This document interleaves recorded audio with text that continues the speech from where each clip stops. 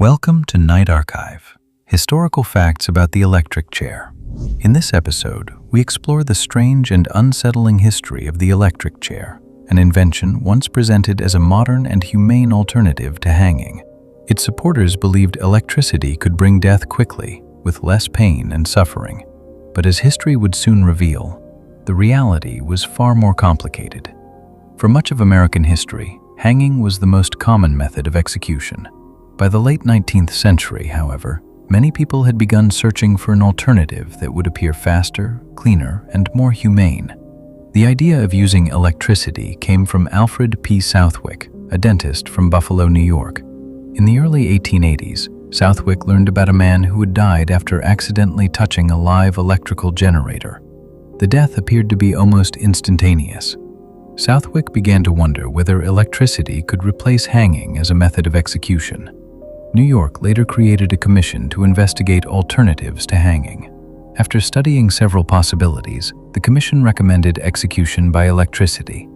Thomas Edison did not invent the electric chair, but he became closely connected to its development. At the time, Edison was promoting direct current, while his rival, George Westinghouse, supported alternating current. During this so-called War of Currents, Edison and electrical engineer Harold P. Brown demonstrated the deadly power of alternating current on animals. By associating Westinghouse's system with death, Edison also hoped to convince the public that alternating current was dangerous. New York's new electrocution law took effect in 1889. The first person executed in an electric chair was William Kemmler. Kemmler had been convicted of killing his partner, Matilda Tilly Ziegler, with a hatchet. His execution took place at Auburn Prison in New York on August 6, 1890. Officials expected the new machine to produce a quick and nearly painless death. Instead, the first electrical charge failed to kill him. When witnesses realized that Kemmler was still alive, the equipment had to be prepared again. A second, more powerful charge was applied. The entire process lasted several minutes, and witnesses described smoke, the smell of burning tissue, and a deeply disturbing scene. The world's first electric chair execution had become a public disaster.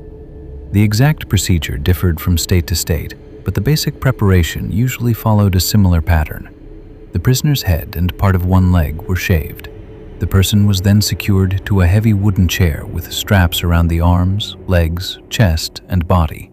A metal electrode was placed against the scalp, usually over a sponge soaked with a saline solution. Another electrode was attached to the leg. A hood or mask covered the prisoner's face. When the execution began, powerful electrical currents were sent through the body in carefully timed cycles.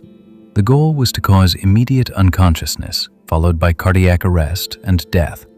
In theory, the prisoner was supposed to lose consciousness almost instantly. In practice, however, electrocution did not always work as intended.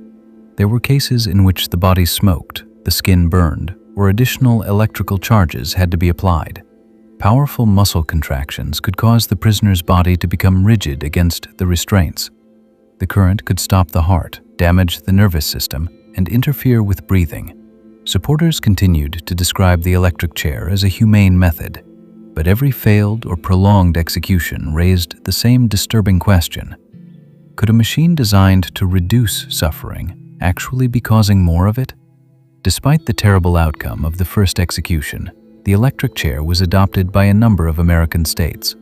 For much of the 20th century, it became one of the best-known symbols of capital punishment in the United States, but it was never widely adopted outside the country.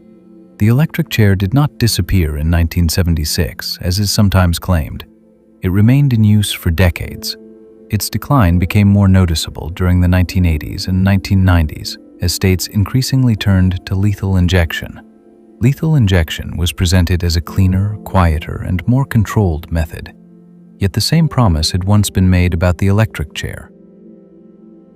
Even today, electrocution has not completely disappeared from American law. Some states still authorize the electric chair under limited circumstances.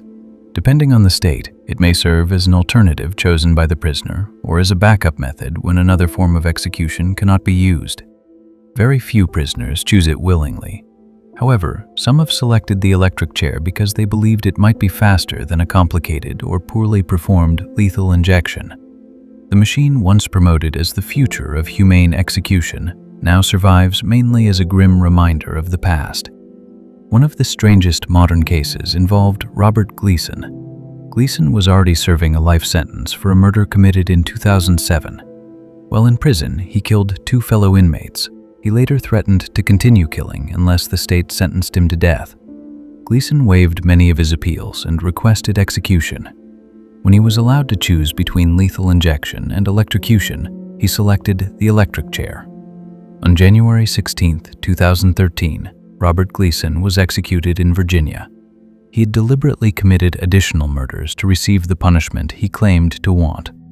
One of the most disturbing cases was that of George Stinney Jr.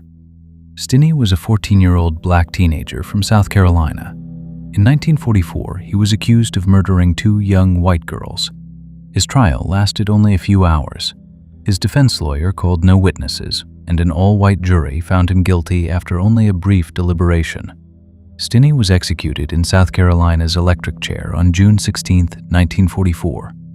He was one of the youngest people executed in the United States during the 20th century. 70 years later, a judge overturned his conviction, ruling that he had been denied a fair legal process. History also records 2 strange prison accidents involving electricity and metal toilets. In 1989, prisoner Michael Anderson Godwin was serving a life sentence in South Carolina. An earlier conviction could have sent him to the electric chair, but that verdict had been overturned.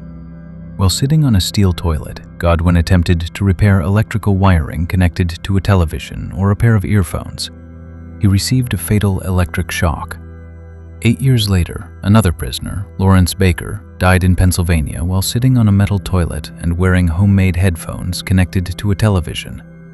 Unlike Godwin, Baker had not narrowly escaped execution in the electric chair, but the similarity between the 2 deaths created one of the strangest coincidences in prison history. The history of the electric chair is not simply the history of a machine. It is a story about technology, law, punishment, and the continuing search for a supposedly humane way to take a human life. The electric chair was created with the promise of speed and mercy.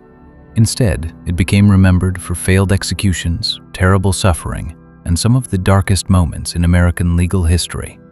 An invention designed to represent progress eventually became a symbol of everything that progress had failed to solve.